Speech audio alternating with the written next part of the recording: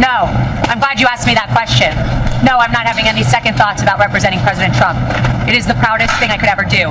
What I am having second thoughts about is the license that I stand here with that the people in there are supposed to have.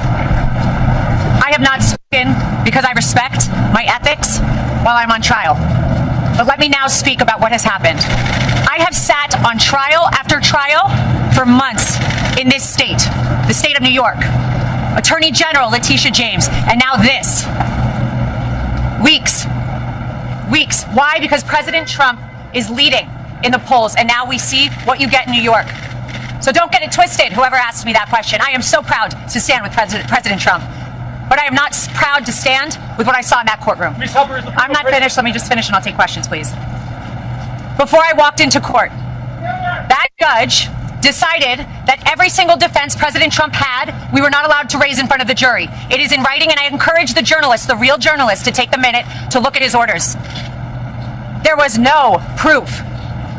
And I couldn't prove that she didn't bring in the dress. There was no DNA. There was no expert. My experts were denied. Two of them were denied to come in.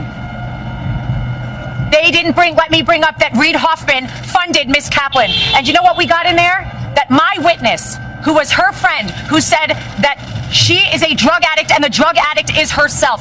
That friend, I found out in there, was paid for by Miss Kaplan's firm, and that is disgusting. That is a violation of everything I stand for, and that is why I stand with Trump. And that is why so many Americans are so proud that he is running again and so excited to run to the ballot box. But don't get it twisted. We are seeing a violation of our justice system. Ladies and gentlemen, you are not allowed to be stripped of every defense that you have.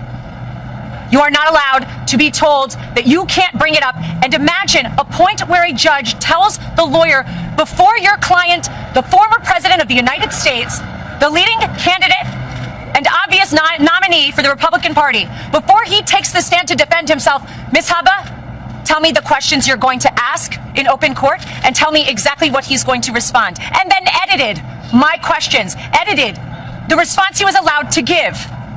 And guess what my client did? He took the stand. He abided by the rules of this corrupt system that I have seen.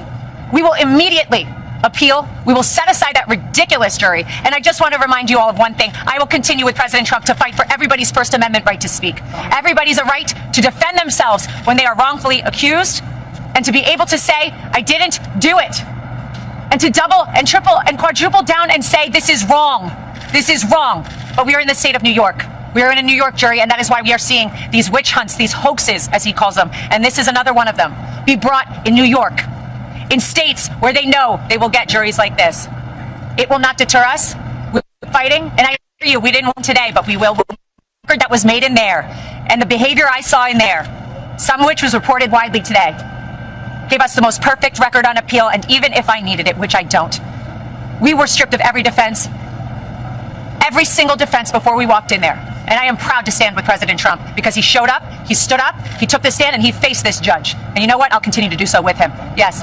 Ms. Hubbard, is the former Of course I've spoken with the president. Ms. Hubbard, is the former president scared now of the consequences of his actions? The former president does not live his life in fear, as you've seen every single day. The former president and probably future president will continue to fight for Americans. Thank you very much, everybody.